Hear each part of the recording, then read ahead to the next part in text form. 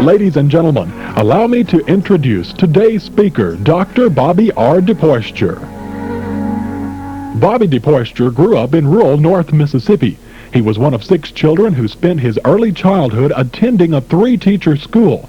He assumed early responsibilities on a small family farm and a country rolling store. After high school graduation, he attended junior college on a basketball scholarship. He then attended Mississippi State University and Ole Miss. After working only 5 years as an elementary high school teacher and coach, he was elected County Superintendent of Education in Alcorn County, Mississippi at the age of 26, the youngest in the history of the state. He served in this position for 12 years. He served 11 years as a superintendent in Arkansas, and he is now superintendent of the Richton School District.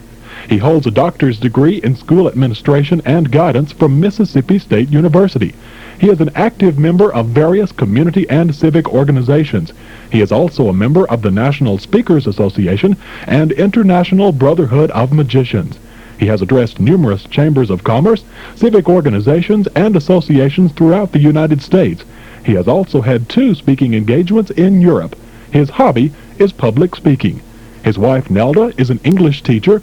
His son David and his daughter Lee both have degrees in elementary education. Now, ladies and gentlemen, today's speaker, Dr. Bobby R. DePoyster. An interesting situation, actually, as to how I came to be here this morning. Carol called me about 5 days ago and said, Bobby, I wonder if you'll come and do the program, and I told her I'd be pleased to do that. She suggested that I might call the superintendent and maybe get some ideas of the group, and in that I like to personalize the talk as much as possible. I called Mr. Stevenson and I said, now, Mr. Stevenson, listen, I'm coming to do the program, and I haven't had a much time to prepare, and I want you to tell me something about this group, if you will. He said, listen, Bobby, I'm a busy man. I don't have time to talk a great deal. Call Mr. Williams. He doesn't do much. He'll talk with you. I called Mr. Williams, and I said, now listen, Mr. Williams, I'm coming down to do the program, and I haven't had much time to prepare. He said, Mississippi, and I heard him under his voice, said, well, the group won't be expecting much.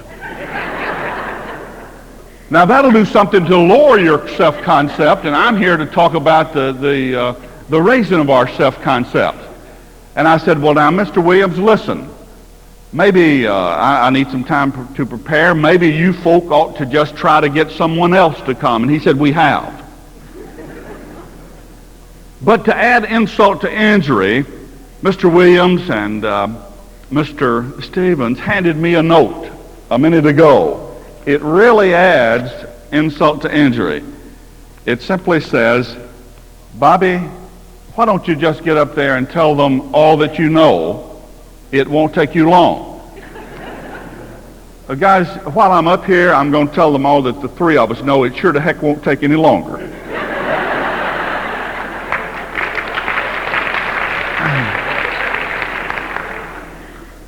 Now, I was tempted to add Sarah Miller's name there because I surely don't think it'd take much longer to include her as well. How many of you have known Mr. Williams for more than 15 years? Several of you have. Actually, he and I go way on back about the 33 in-services that we've attended. We attended some workshops together across the line there in Mississippi, he and Mr. Stevens, and maybe some of you have attended workshops there. But do you remember that little night spot just over the county line there, Mr. Williams, that I guess it would be appropriate to go ahead and mention this. There was a little night spot just over the county line there in Mississippi. It was called the Rattlesnake Inn. You teenagers won't know what I'm talking about. Dimly lit, sawdust floor, just a hill country night spot. How many of you have ever attended a hill? Well, maybe you ought not raise your hands on second thing. But actually it was called the Rattlesnake Inn, had a reputation for fighting and this type of thing. I didn't come to talk about that, but let me just mention one thing additionally about the Rattlesnake Inn. As you walked into the place, they had a person sitting on either side that would search you as you went in. And if they didn't find a knife or a gun one, they would issue you one. It was a pretty tough spot. Saw the superintendent there, and I said, I'm not sure that I'd seen you there, but the superintendent, however, he likes to be the center of attention, as you can tell, and most superintendents do. But actually, how many of you have known him for more than 15 years? He surely has settled down a great deal thanks to Joanne in the past several years. But when they first got married, actually he had a good deal of trouble breaking the habit of going out with the boys. He'd just simply go out and talk, athletics and sports and fishing and hunting and whatever. He would lose all track of the time. Lo and behold, he'd come in late, open the door, and Joanne would say, honey, what time is it? He'd consistently say that it's 10 o'clock. It might be 3. Every week, the same thing. One of the neighbors had given him a cuckoo clock as a gift. In walks Mr. Stevens the next Saturday night, opens the door. Joanne says, what time is it, honey? It's 10 o'clock. He's in trouble. Just that instant, the cuckoo clock cooed twice for 2 a.m. He has been a quick thinker. Someone said, what did you do, Mr. Stevens? What do you think I did? I just cooed 8 more times to make 10. That's a true story. I was traveling on the East Coast just a couple of years ago, and I walked up to the ticket counter to get a ticket back to Mississippi. There was a young lady behind the desk there that was just the epitome of courtesy and professionalism in every sense of the word. And then there was a guy in front of me that had a negative attitude with capital letters. Everything was wrong. I marveled at how the young lady handled this situation. She did it so beautifully. Everything was yes sir and no sir and may I help you and this type of thing. I was so impressed until the guy started to walk away, and I commented to her. I said, young lady, I want to tell you how much I appreciate your handling a sensitive situation so beautifully. I've learned from you, and I thank you. And then I thought I detected a little insincerity in her voice as she said, well, the customer is always right. Do you see that guy going there, she said. Yes. Well, let me tell you something. He's going to Chicago this morning, but his bags are going to Japan. I guess we have all figuratively had our bags to go to Japan occasionally, so I hope that you don't tune me out for the next few minutes and send my bags to Japan as I attempt to share with you and making a single point in terms of a challenge to you and a challenge to myself as we begin our new school year. And the challenge that I would make to you then and make to myself would be simply the importance of giving just the little bit extra. It's so important that we have that mindset and commitment, if you will, concerning giving just the little extra. And hearing Mr. Stevens and Mr. Williams and others speak of you, I think you fall in the category of simply giving that little extra for the children that you represent. I'd like to introduce you to 3 people this morning that have influenced me in a direct or indirect way. 3 people that subscribe to the philosophy of giving a little extra. And I hope that might trigger in your minds somebody that has influenced you there in a positive way. The first person that I will introduce you to will be my dad. I was one of 6 children in rural northeast Mississippi, reared in poverty. We didn't realize it at the time. But we ran a little rolling store. You know what a rolling store is, do you? As we would get up about daybreak in the morning, my dad would begin assigning chores to the 6 children. And one of the things that he would assign me would be grinding the coffee and putting it in the 1 and the 3-pound paper bags. And then he would say, Bobby, what I want you to do is to put that right on the 1-pound mark or the 3-pound mark, and then I want you to add 1 additional ounce. The additional ounce, he would say, will take care of the weight of the sack, plus a little for good measure. Yes, my dad subscribed to that philosophy of giving just a little extra. And I'm not standing here today as an example of one that's always done that. Quite the contrary. But I like to associate with folk and grow and learn in that respect. So I challenge you, as I challenge myself this morning, to give that little extra. Secondly, may I introduce you to a young lady from Jamestown, New York. I'm thinking of a young lady that went to New York City as a teenager with that burning desire to become a singer and a dancer. But do you know she had no more than gotten to the school there until the head of the school called and said, you ought to come after your daughter because she has no talent. You and I get that type of discouragement from time to time in our work, don't we? But this young lady had that stick-withedness, if you will. She had those characteristics of giving a little extra and just staying with it. She stayed and got this odd job and that odd job around a stage door. Finally, a small part in a play, and it was canceled. Weeks, months, and years passed. She developed some health problems, specifically wore braces on her legs. She's past 30 now, and no one knows her.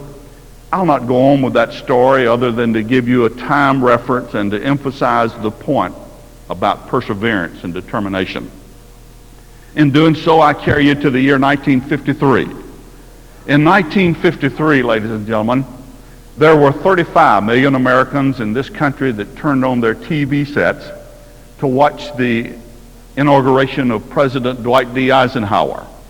There were 35 million Americans that year that turned on their TV sets to watch the coronation of Queen Elizabeth.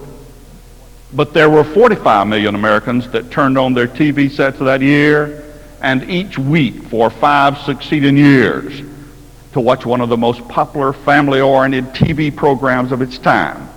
Yes, the young lady from Jamestown, New York.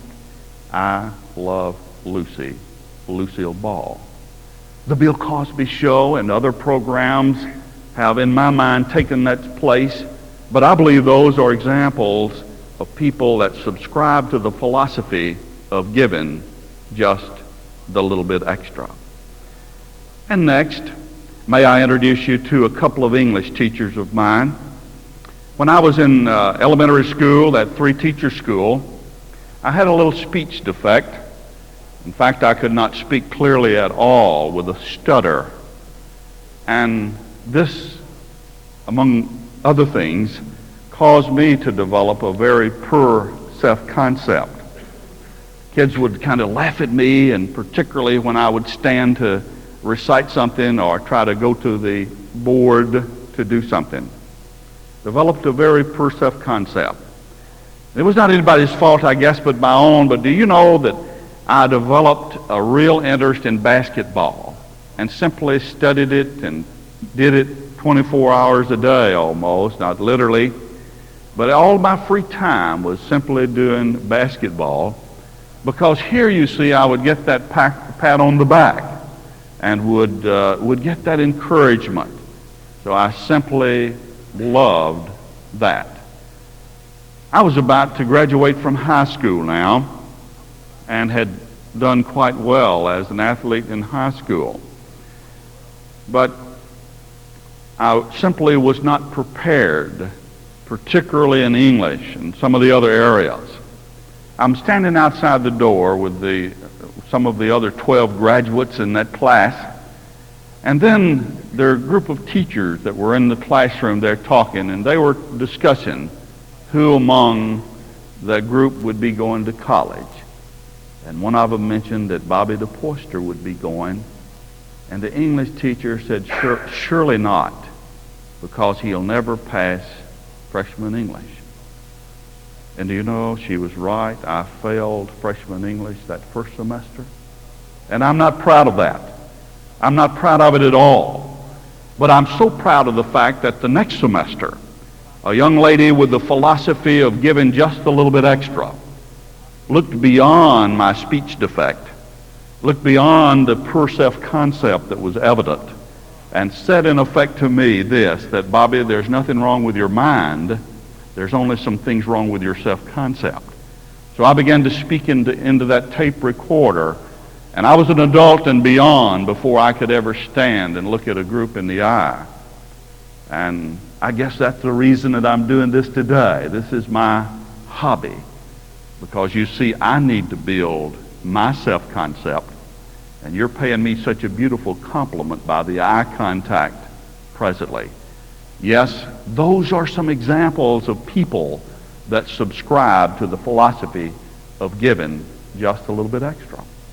Your superintendent spoke of the importance of blending our talents, working together, and I'd like to just simply say the same thing, maybe with a little different twist. And that is that if we are working alone, one person cannot accomplish it all. One person has and should be, as the superintendent said, that strong individual. But if that individual is working alone, he cannot or she cannot accomplish a great deal. But isn't it beautiful that when we add the other talents, we simply add to the strengths here, we just become much stronger. We work in close quarters. There's room for differences of opinions, differences of philosophy, so to speak.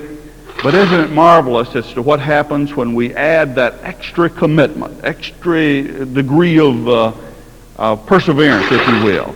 We just simply come out much stronger than we do if we're working singly.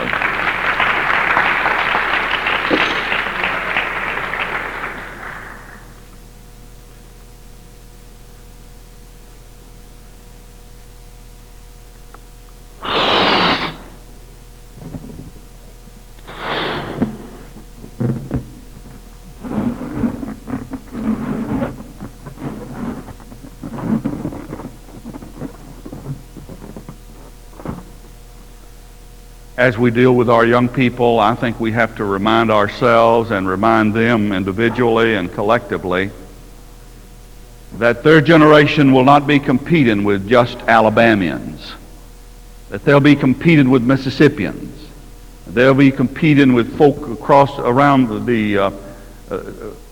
the country, throughout the United States of America, and indeed around the globe. I think we have to tell our young people that there are problems in the world, that everything isn't as it ought to be, that they're going to have to be better prepared than our generation, and that they need to be, in dealing with these problems, they need to be, as we need to be, proactive. All of us can find some things wrong, and we ought not bury our heads in the sand and say that everything is simply right. Neither should we fail to be proactive in dealing with whatever may be wrong. In having this then to represent my world and yours, I want to just simply have your mind to be focused on this balloon, if you will. And this is representative then of the problems that beset us, the problems that will beset the children, the young people that we're training.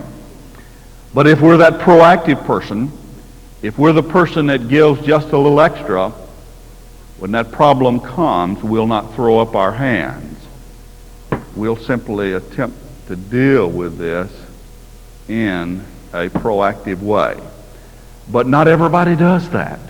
There are some school people, none in this county, they're over across the line in Georgia. But there are some people that do not do like that.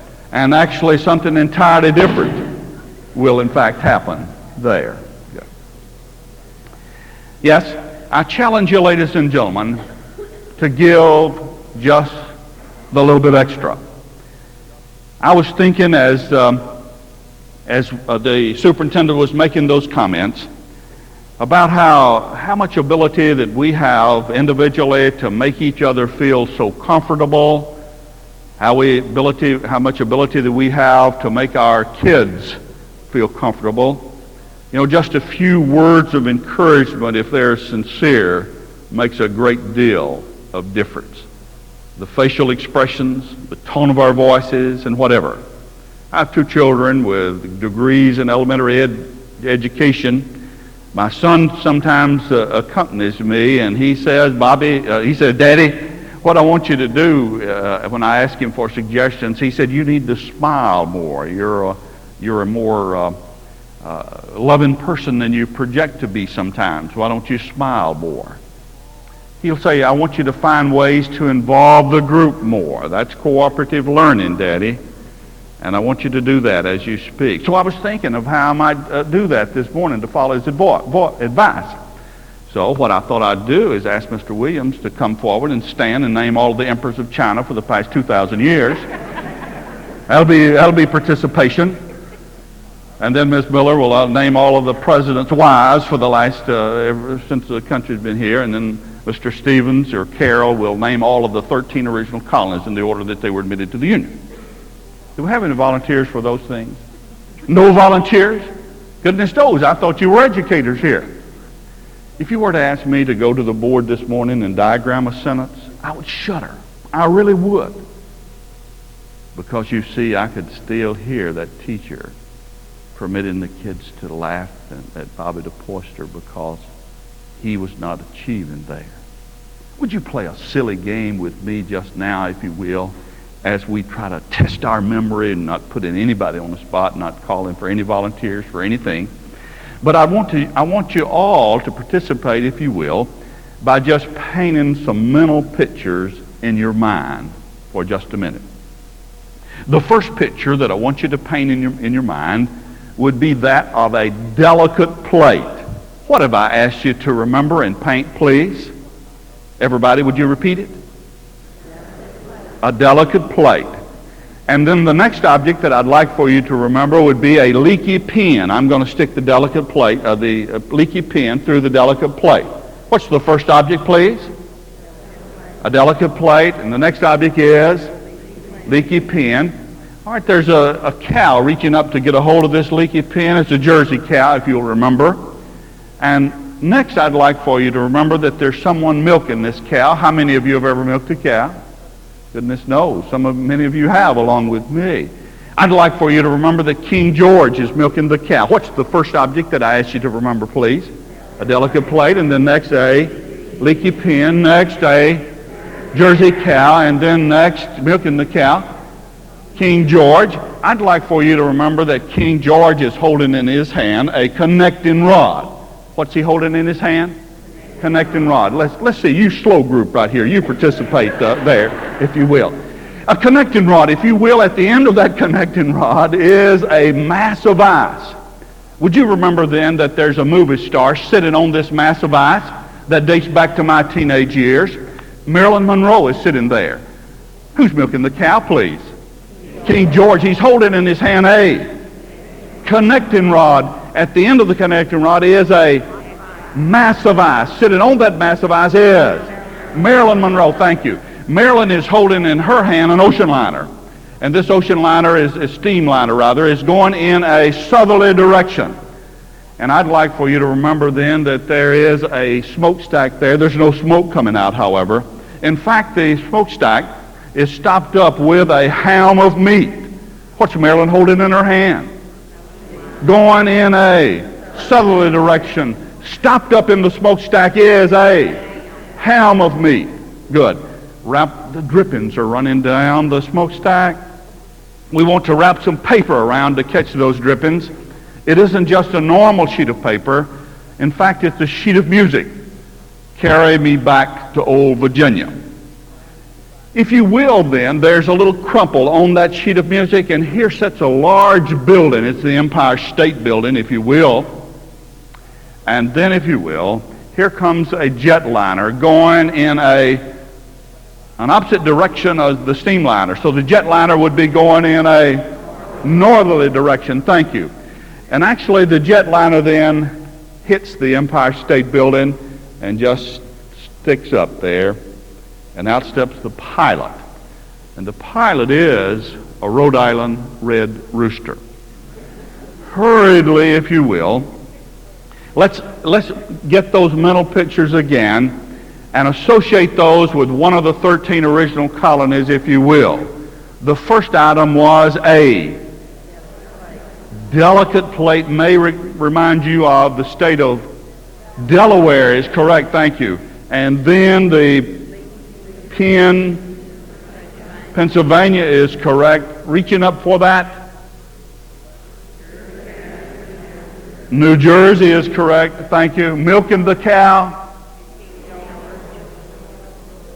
Georgia is correct. You're up to a C minus over here. Georgia is correct. He's holding in his hand a... Connecticut is correct, thank you. At the end of the connecting rod is a... Massachusetts is correct. Sitting on the massive ice is...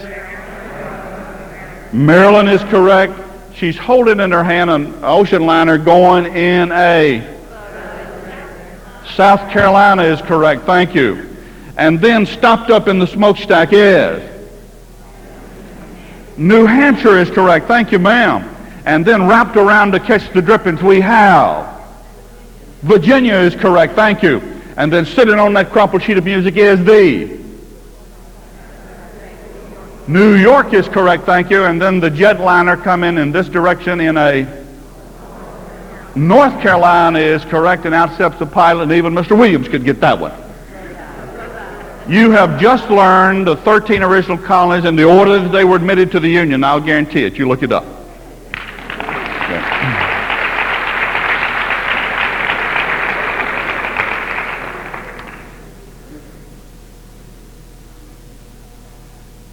Would you see the beauty of this child? All of them different.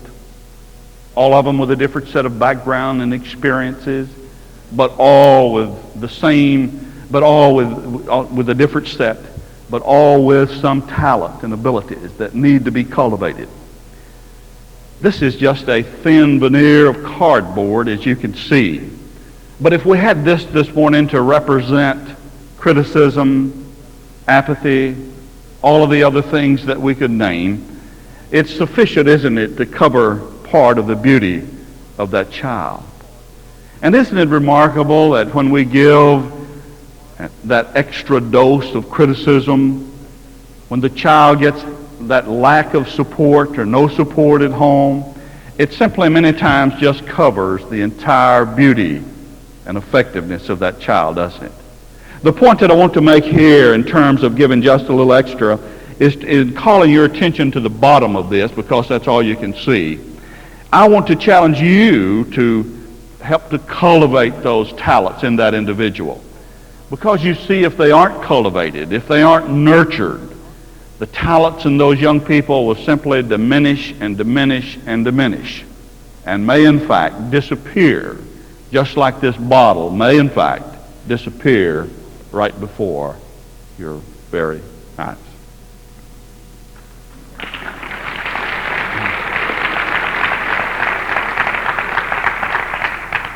Would you look at your young people with obviously a lot of ability, but still a long way to go? Lots of ability, as I said, but still a long ways to go. As we work with them, we'll obviously see improvements and improvements and improvements as we go along. Those improvements will come more readily if we look at those youngsters and nurture them in the way that I've been trying to mention to you. But then our goal is that each of those youngsters will become the beautiful and colorful and talented adult that we are, and that we simply want them to become, just simply that type of an adult.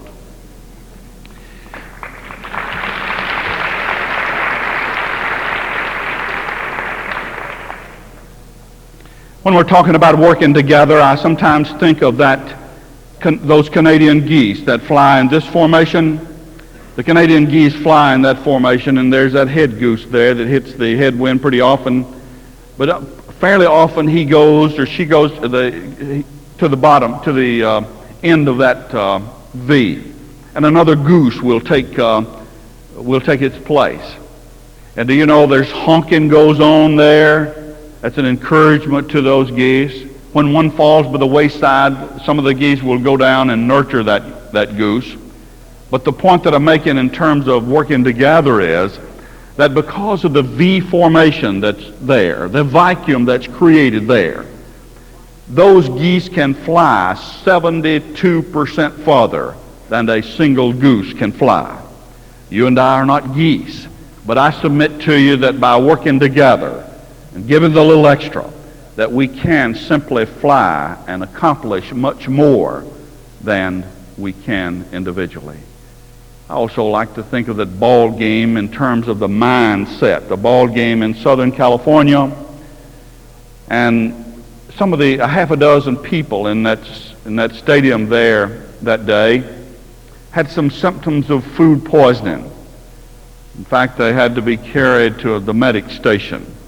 Someone prophesied, however, that problem was coming from a concession stand and made a mistake by making that announcement. And suddenly, scores of folks began falling out. It was the mindset. And what happened then was that a few minutes later, some wise person, after they did determine that the station there had no relationship, the concession stand had no relationship to that problem, they announced that everything was under control. And immediately, people began feeling better. And Dr. Norman Cousins commented there. He died, I guess, a couple of years ago, but he commented that if just a few negative words hanging in the air can make people feel ill and cause them physical illness, what can a few positive words, what can a few words of encouragement do?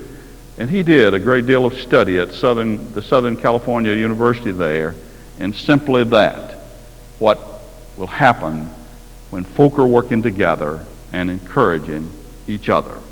There's so much that can be accomplished.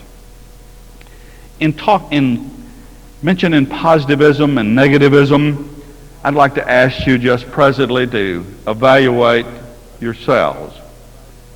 Where do you fall on that spectrum of positivism and negativism, with 10 being the top of the score, so to speak, that maybe none of us ever reach? But where do we fall individually? In making a comparison, I sometimes like to refer to two bodies of water. Specifically, I refer to two seas. There are two seas in Palestine. One is fresh and there's fish in it. Splashes of green adorn its banks, and trees spread out their roots to sip its healing waters. Men build their houses near it, and birds their nest, and every type of life is happier because it is there.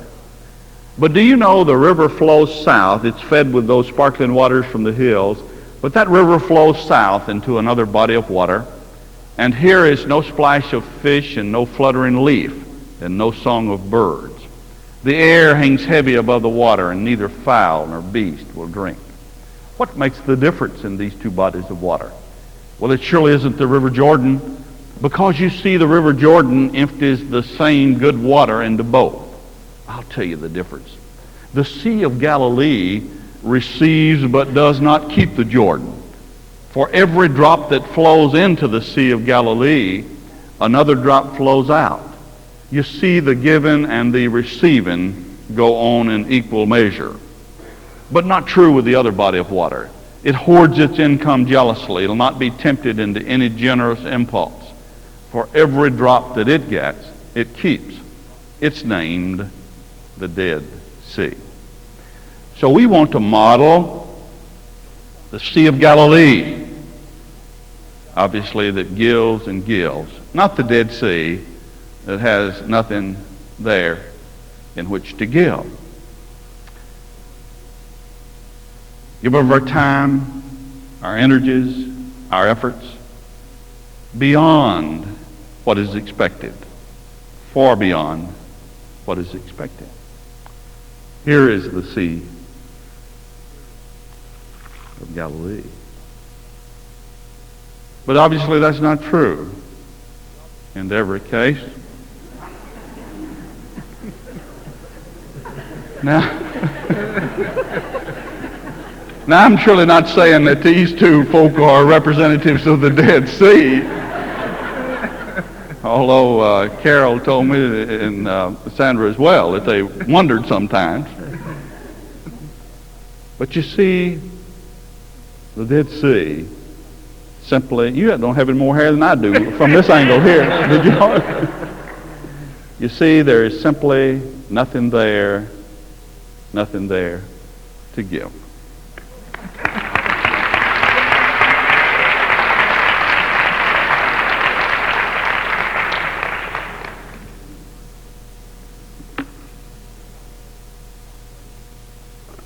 And finally,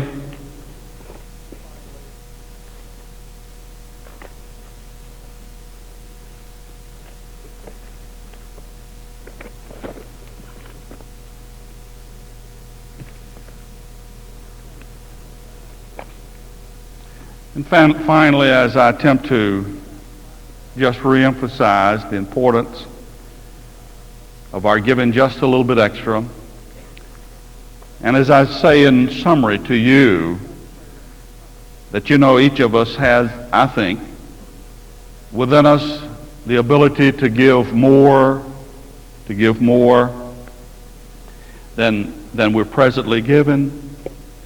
So my challenge to you is simply that we make a mindset, that we make a renewed determination to simply give just a little extra.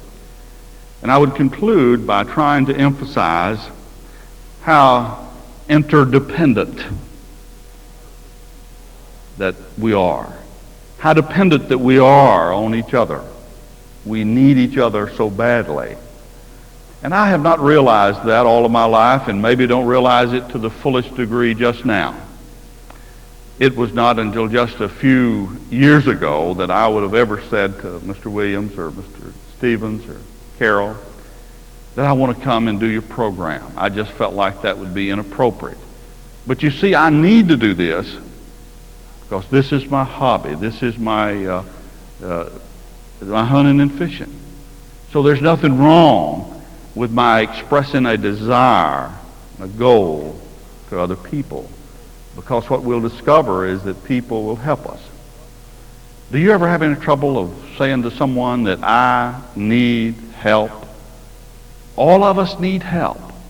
Lillian Ross said that, I think, well in a book that she had a brilliant career to drown in alcohol, as you may know, in the 30s. She later wrote a book entitled I'll Cry Tomorrow. One of the things that she said in this book that impressed me, that I think makes this point, is this. She said that once I was able to utter 3 simple words that I was on my road to recovery. And those 3 simple words are, I need help. All of us need help. Maybe said more beautifully is going back to a story as I conclude in the 1500s. In the 1500s, just outside of Nuremberg, there was a large family of 15 children. The father had to work 3 jobs just to keep bread on the table.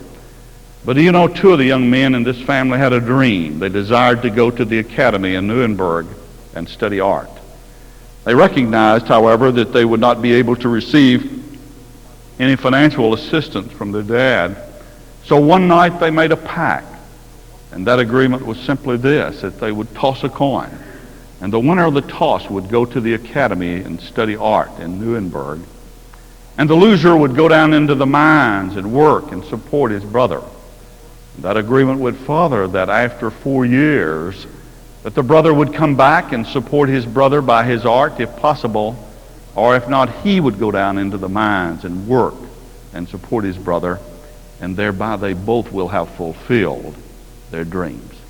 They tossed the coin, and Albrecht Dürer won the toss and went to the academy to study. His brother went to the mines to work and support him. The first year there, he was just doing exceptional work. In fact, better work than many of his instructors. And by the time that 4 years had elapsed, he was already doing commissioned work. He had become a significant artist. And now the homecoming. They gather on the lawn just outside the home. 100 or so family and friends gathered there. And the artist stood and said, I want to express appreciation to all of you that have contributed the little extra towards my success, and I thank you for this. And then his eyes turned to his one brother at the end of the table. And he said, now a special toast to my brother that has sacrificed so much. And now, brother, it's your turn. I'm going to support you while you go to the academy. And all of the time, his brother was sitting there with his hands over his eyes saying, no, no, no. He was expected to stand and say something, and finally he did with a tear on his cheek. He said, no, brother, it's too late. It's too late for me. Don't you see what 4 years in the mines have done to my hands? Why, I've smashed the bones in each finger at least once. And I have arthritis so badly in this hand that I cannot hold a glass to return your toast, much less a brush or a pen. No, it's too late. It's too late for me. More than 450 years have now passed, and the work of this artist hangs in all of the prominent art museums of the world. But I dare say that he is best remembered for one of his creations. Because you see, one day, in order to pay honor and respect to his brother that had sacrificed and contributed so much, Albrecht Dürer painted his brother's hands. You've seen them hanging in an office building, maybe as a living room, or maybe as a charm around a person's neck or a pin. They weren't originally known as such, but today they're known as the praying hands. The next time that you see this great work, stop and be reminded, if you need reminding, that none of us make it alone, that we all need each other, that we all need to give that just little extra for the people that we serve. It's just been a real genuine pleasure being with you. I thank you for your kind attention, and good day.